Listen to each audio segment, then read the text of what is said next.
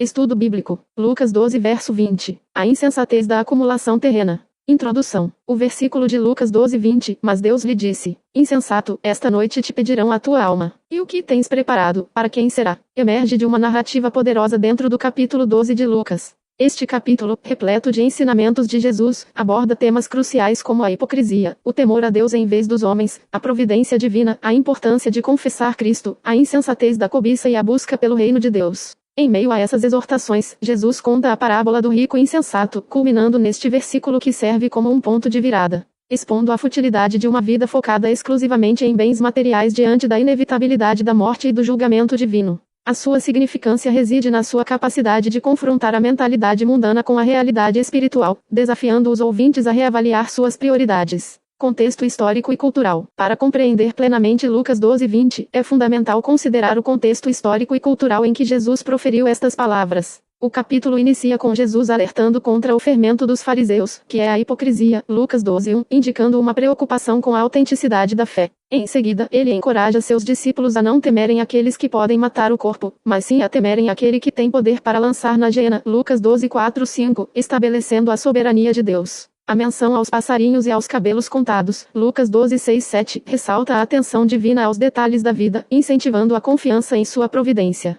A parábola do rico insensato, que precede o versículo em estudo, é apresentada após um homem pedir a Jesus para intervir em uma disputa de herança. Jesus recusa, declarando que não foi constituído juiz ou repartidor, Lucas 12, 13 e 14, e aproveita a oportunidade para advertir o povo: acautelai-vos e guardai-vos de toda espécie de cobiça, porque a vida do homem não consiste na abundância das coisas que possui, Lucas 12, 15. A história do homem rico que planeja expandir seus celeiros para armazenar sua vasta colheita, apenas para ter sua vida exigida naquela mesma noite, ilustra vividamente a fragilidade da segurança baseada em posses materiais. O cenário era de uma sociedade agrária onde a riqueza era frequentemente medida pela produção agrícola e pela capacidade de armazenamento, tornando a ambição do rico algo compreensível, mas, na perspectiva divina, terrivelmente míope. Interpretação e aplicação. Do ponto de vista da teologia protestante trinitária, Lucas 12, 20 é uma declaração divina direta que revela a perspectiva eterna de Deus sobre a vida humana e a natureza da verdadeira riqueza. O termo insensato, grego, moros, não se refere a uma falta de inteligência no sentido mundano, mas a uma profunda tolice espiritual, a incapacidade de discernir o que é verdadeiramente valioso e duradouro.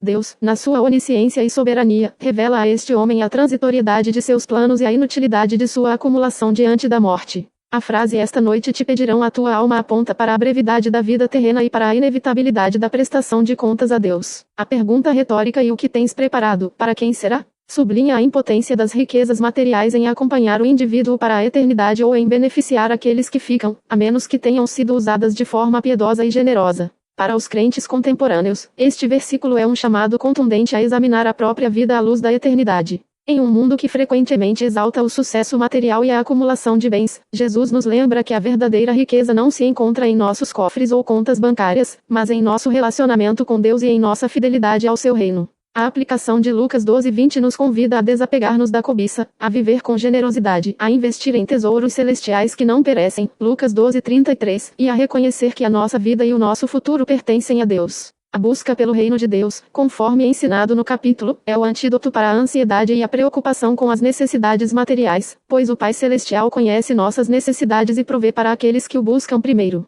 Referências cruzadas. Eclesiastes 2, 18, 19. E aborreci todo o trabalho em que trabalhei debaixo do sol, porque o deixarei aos homens que virão depois de mim. E quem sabe se será sábio ou louco. Contudo, ele será senhor de todo o meu trabalho, em que trabalhei com submissão debaixo do sol. Também isto é vaidade. Este trecho de Eclesiastes ecoa o sentimento de futilidade expresso em Lucas 12, 20. Assim como o homem rico, o autor de Eclesiastes reflete sobre a natureza transitória de todo o esforço humano e a incerteza de quem herdará os frutos do trabalho. Ambos os textos alertam para a vaidade de construir um legado material sem considerar a perspectiva eterna ou a soberania divina, pois tudo o que acumulamos pode, em última instância, ser deixado para outros, cujas ações e sabedoria são desconhecidas. Mateus 6, 19 ao 21. Não ajunteis tesouros na terra, onde a traça e a ferrugem tudo consomem, e onde os ladrões minam e roubam. Mas ajuntai tesouros no céu, onde nem a traça nem a ferrugem consomem, e onde os ladrões não minam nem roubam. Porque onde estiver o vosso tesouro, aí estará também o vosso coração. Jesus, em seu Sermão da Montanha, apresenta um ensinamento paralelo ao de Lucas 12, 20.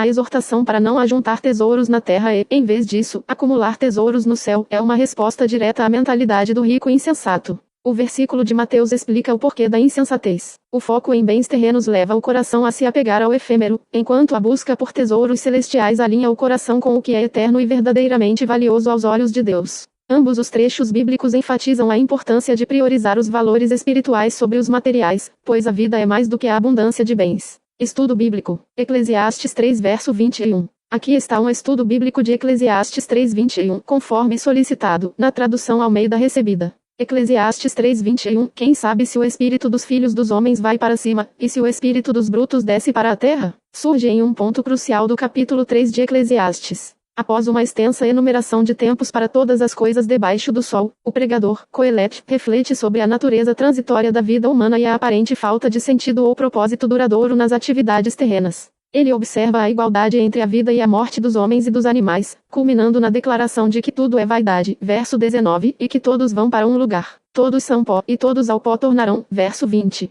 É nesse contexto de incerteza e aparente igualdade existencial que o versículo 21 apresenta uma pergunta retórica, destacando a profunda ignorância humana sobre o destino pós-morte, especialmente em relação à distinção entre o espírito humano e o animal. Historicamente e culturalmente, o livro de Eclesiastes reflete a sabedoria sapiencial do antigo Israel, abordando questões existenciais profundas com uma perspectiva terrena e, por vezes, cética. O pregador, ao contemplar o ciclo incessante da vida e da morte, a ascensão e queda de impérios, e a aparente falta de justiça duradoura, expressa uma frustração genuína com as limitações da existência humana sob o sol. A comparação entre homens e animais em termos de mortalidade, verso 19 e 20, ecoa observações do mundo natural, onde as leis da vida e da morte parecem aplicar-se igualmente a todas as criaturas. A pergunta em 3:21 surge como uma consequência direta dessa observação, pois se a morte é o fim para todos, qual a diferença fundamental entre o destino do espírito humano e o do animal? Essa incerteza sobre a vida após a morte era uma área de considerável especulação e pouca clareza nas culturas antigas, e o pregador a expõe sem oferecer respostas definitivas, enfatizando a necessidade de viver com a sabedoria que Deus concede no presente.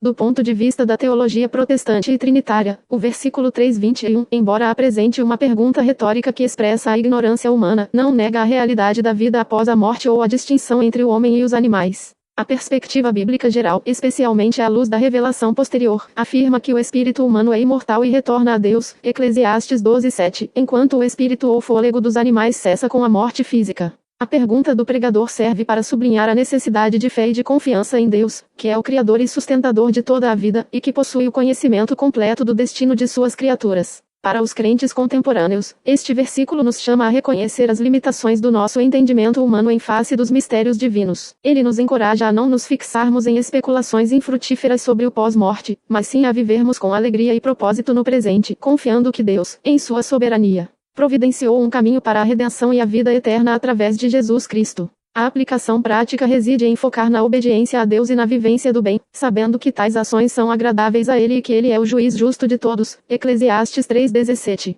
Referências cruzadas. Eclesiastes 12:7. E o pó volte à terra como antes, e o espírito volte a Deus, que o deu. Este versículo oferece uma resposta explícita à pergunta retórica de 3:21. Ele afirma claramente que, ao contrário do que a incerteza em 3:21 poderia sugerir, o espírito humano tem um destino distinto e eterno: retornar a Deus. Isso reforça a ideia de que o homem possui uma natureza espiritual que transcende a existência física e a mortalidade compartilhada com os animais, e que Deus é a origem e o destino final desse espírito. Gênesis 1:26-27. Também disse Deus: façamos o homem à nossa imagem, conforme a nossa semelhança. Domine ele sobre os peixes do mar, sobre as aves do céu, sobre os animais domésticos, sobre toda a terra e sobre todo réptil que se arrasta pela terra. Criou Deus, pois, o homem à sua imagem, a imagem de Deus o criou. Homem e mulher os criou. Esta passagem fundamental estabelece a distinção intrínseca entre a humanidade e o restante da criação animal, desde o princípio. A criação do homem à imagem de Deus confere-lhe uma dignidade e uma natureza únicas, que implicam uma relação especial com o Criador e um destino diferente.